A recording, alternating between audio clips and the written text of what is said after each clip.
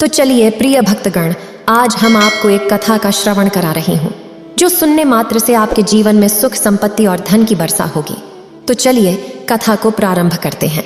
माता पार्वती भगवान शिव से कहती हैं कि भाग्य का लिखा कभी नहीं मिटता। क्या यह सही बात है?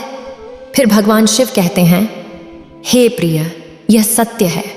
मैं आपको एक कहानी के माध्यम से बता रहा हूँ।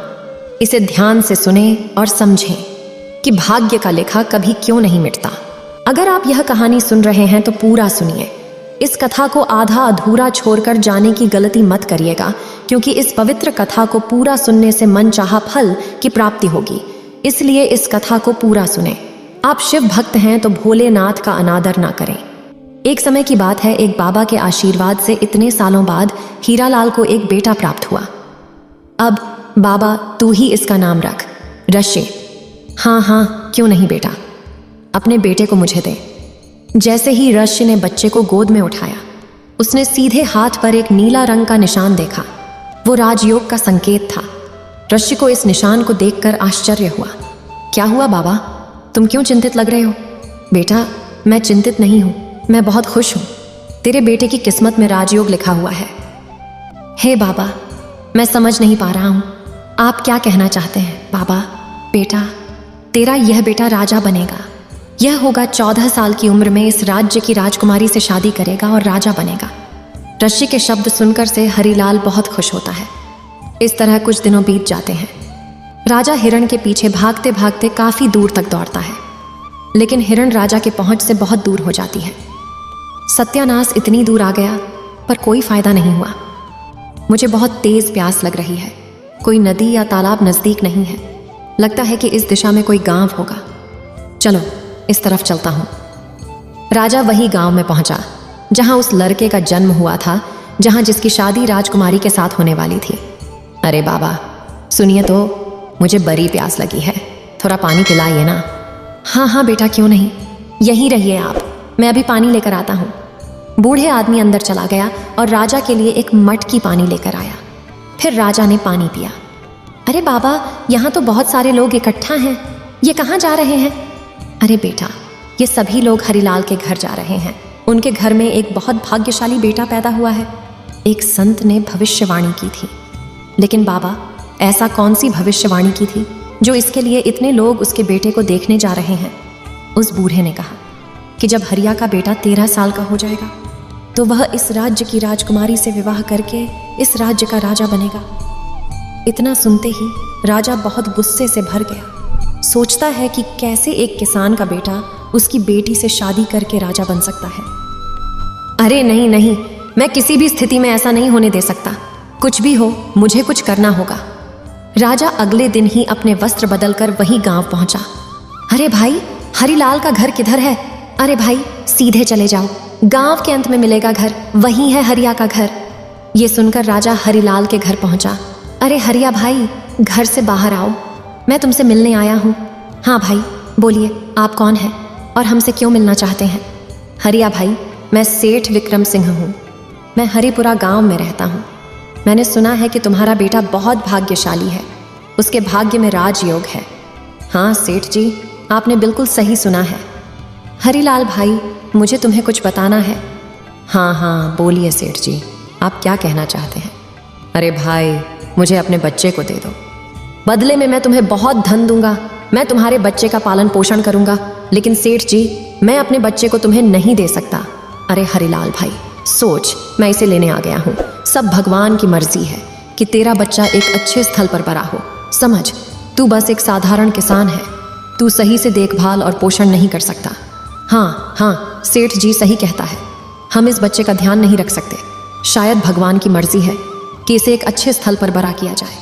ठीक है सेठ जी, मैं अपना बच्चा तुम्हें दे दूंगा, लेकिन जब मेरा बच्चा 14 साल का हो जाए तो उसे मुझे लौटाना। हाँ हाँ, बिल्कुल ठीक है, 14 साल बाद मैं तुम्हारा बच्चा तुम्हें लौटा दूंगा। ये कहकर राजा बच्चे को लेकर चला जाता है। क्या करूं, क्या करूं? मैं इस मासूम को मार ही नहीं सकता।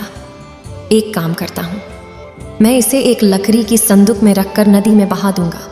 वहां वह डूब जाएगा और मर जाएगा।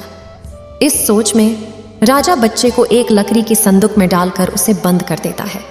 और उसे नदी में छोड़ देता है। AUM सूर्य देवाय नमः, AUM सूर्य देवाय नमः।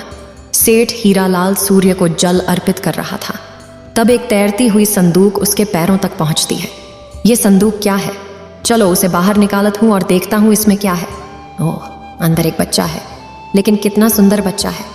हे भगवान, लगता है तूने मेरी प्रार्थना सुन ली। मेरी पत्नी ने एक बेटा मांग रखा था और आज तूने उसी इच्छा को भी पूरा किया है।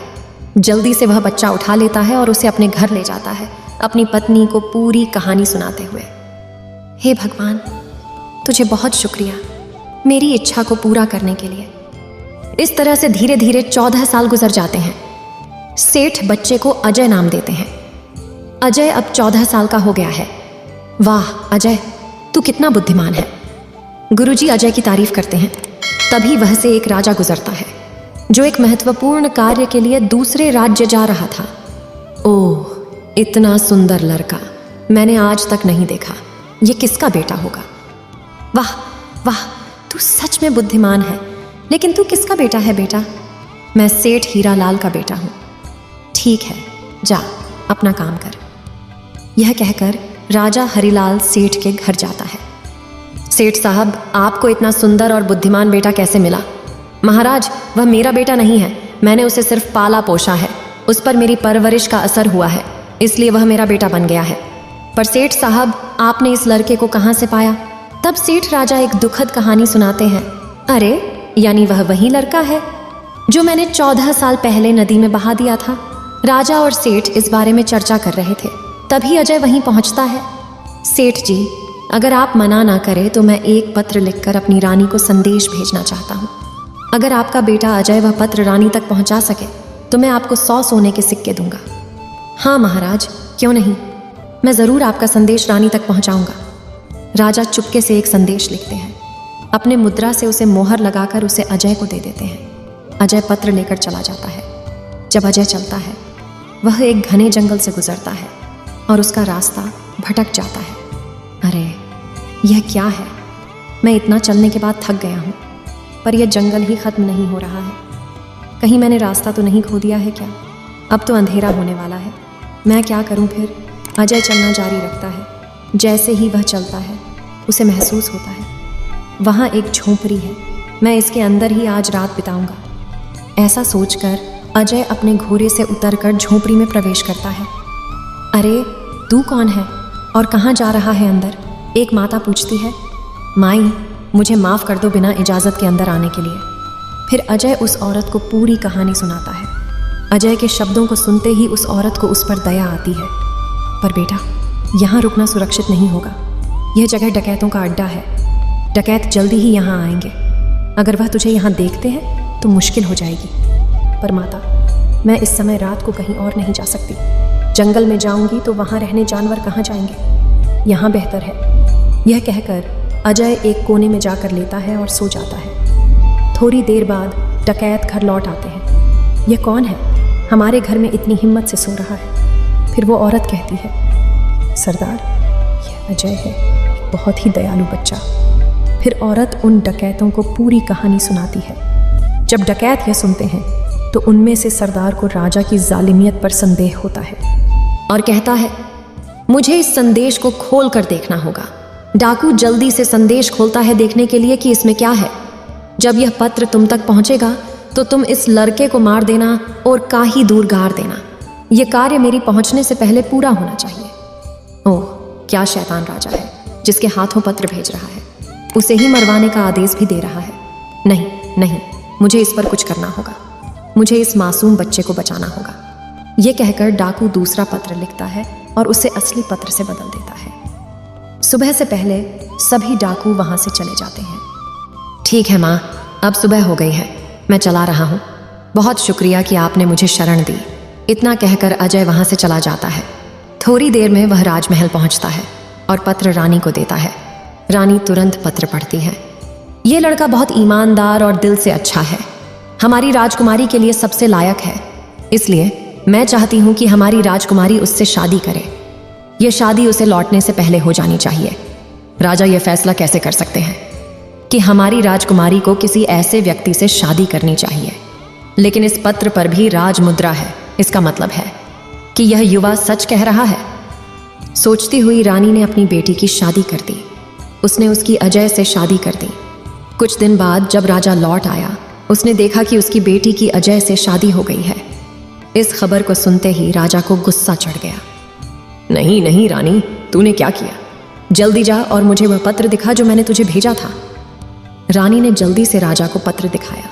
सरदा ने उस पत्र में कुछ और लिख दिया था। अरे सिपाही, जल्दी जा और अजय को हमारे सामने ला। सिपाही तुरंत जाकर अजय को लाया। अरे अजय, तू मेरी बेटी से चालाकी से शादी कर लिया, लेकिन मैं तुझे अपने दामाद नहीं मानता। लेकिन महाराज, मैंने आपको किसी भी तरह धोखा नहीं दिया है। ओह मूर्ख, तू मुझे भी धोखा देना चाहता है, लेकिन मैं तुझे अपना दामाद नहीं मानता। हाँ, मैं तुझे अपने दामाद मान सकता हूँ, लेकिन एक शर्त पर। महाराज, क्या शर्त है तेरी? अरे अजय, अगर तू रात को सोते वक्त शैतान के 2 सोने के बाल लाएगा तो मैं तुझे अपने दामाद मान सकता हूँ और तुझे अपने पूरे राज्य को दे सकता हूँ। अगर तू बाल नहीं लाया तो मैं तुझे फांसी दे दूंगा। ठीक है महाराज, मैं पूरी कोशिश करूंगा, कहता है अजय। ये कहकर वो एक घोड़े पर चढ़कर वहां से चला गया। जब वह यात्रा कर रहा था, वह एक और राज्य पहुंचा जहां उसने रात बिताने का फैसला किया। अरे भैयों, मैं एक अज्ञात हूं और आज रात मैं यहां तुम्हारे साथ रुकना चाहता हूं, कहता है वह। सिपाही तुरंत अजय को राजा के पास ले जाते हैं। फिर वो राजा अजय से पूछता है कि कहाँ से आए हो तुम? फिर अजय सारी बात बताता है। फिर राजा बोलता है, लेकिन बेटा, क्या तुझे पता है कि शैतान कहाँ रहता है? कहता है राजा। अजय भरोसा भरा जवाब देता है, महाराज, मुझे सब कुछ पता है।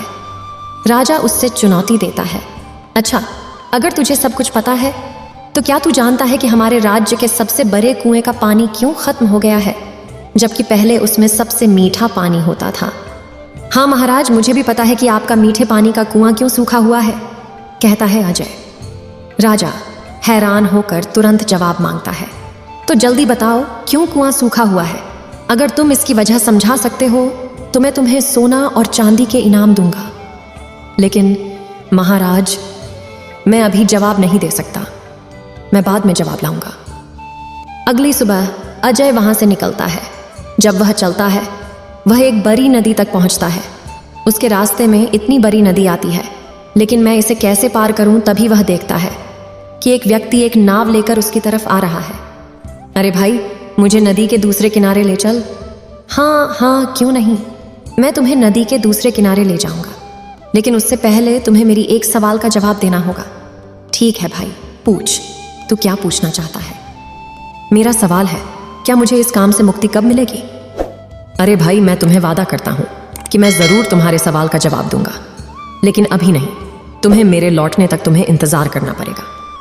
इसके बाद नाविक अजय को नाव पर बिठाता है और उसे नदी पार करने में मदद करता है। अजय जल्दी से नाव से उतरता है और वहां से आगे बढ़ता है। अजय चलते चलते एक गुफा के पास पहुंचता है। लगता है यह वही गुफा है जहां वह दैत्य रहता है। चलो अंदर चला जाता हूं, यह कहकर वह गुफा में प्रवेश करता है। अरे तू कौन है और इस गुफा में क्या लेने आया है? माँ, मेरा नाम अजय है, मैं बहुत परेशान हूँ, कृपया मेरी मदद कर माँ। फिर उसने उस दैत्य की माँ को अपनी पूरी कहानी सुनाई। वह उस दैत्य की ही माँ है जिसका गुफा से अजय ने 2 सोने बालों को लेने आया था। माँ, अगर मैं 2 सोने बालों को लेकर नहीं जाऊंगा तो राजा मुझे फांसी पर चढ़वा देगा, कहता है। यह सब सुनकर दैत्य की माँ उसके लिए दया भाव महसूस करती है। ठीक है मेरे बच्चे, मैं तुम्हें उस दैत्य के 2 बाल दूंगी, लेकिन माँ, अगर तुम्हें कोई ऐतराज ना हो तो मैं तुमसे 2 सवाल पूछना चाहता, कहता है अजय। ठीक है बेटा, जो पूछना है पूछो। फिर अजय वही 2 सवाल पूछता है। उसने पूछा कि अंबल राज्य का मीठे पानी का एक कुआं सूख गया है, वो क्यों सूखा है, और यक नाविक को उसके काम से कब आज़ादी मिलेगी?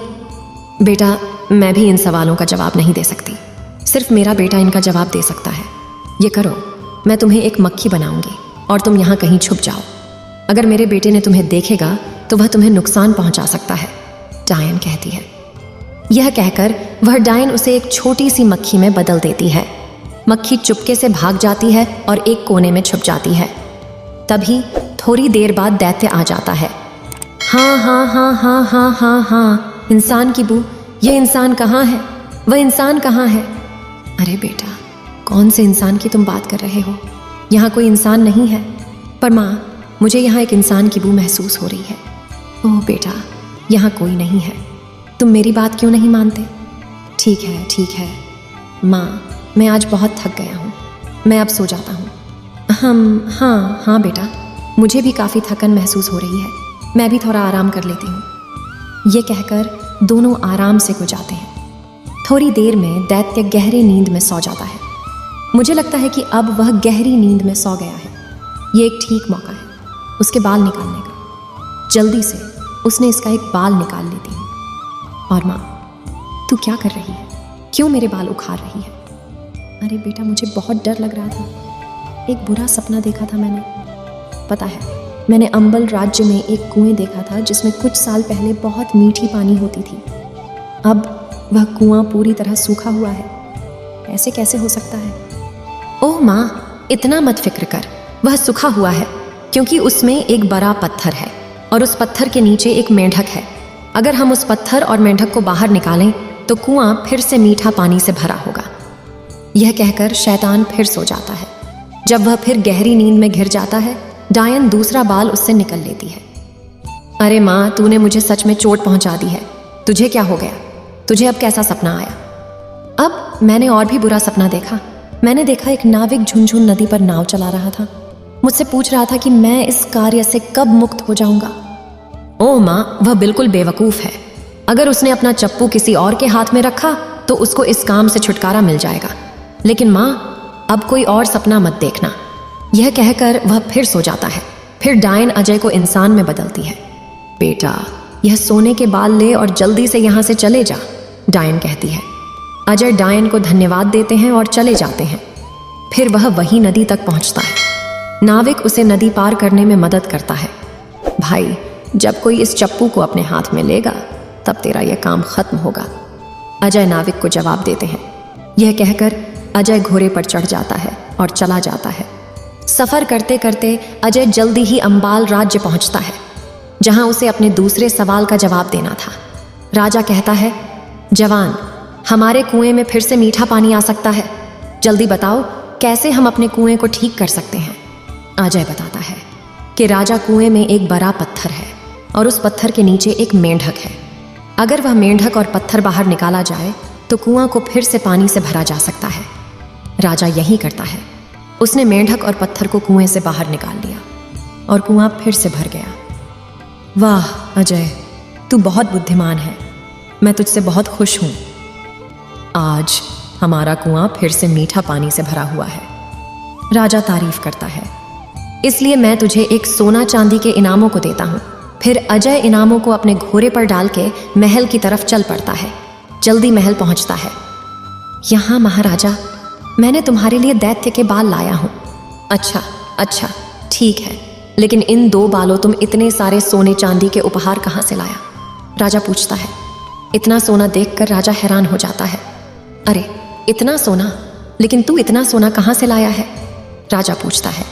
महाराजा, मैंने ये सारा सोना झुनझुन नदी के पार पहाड़ों में से लाया हूँ। वहाँ बहुत सोना है। मैं जितना सोना ला सकता था लाया हूँ। सूरज जवाब देता है। ठीक है, तो क्या मैं भी वहाँ से सोना ला सकता हूँ? राजा पूछता है।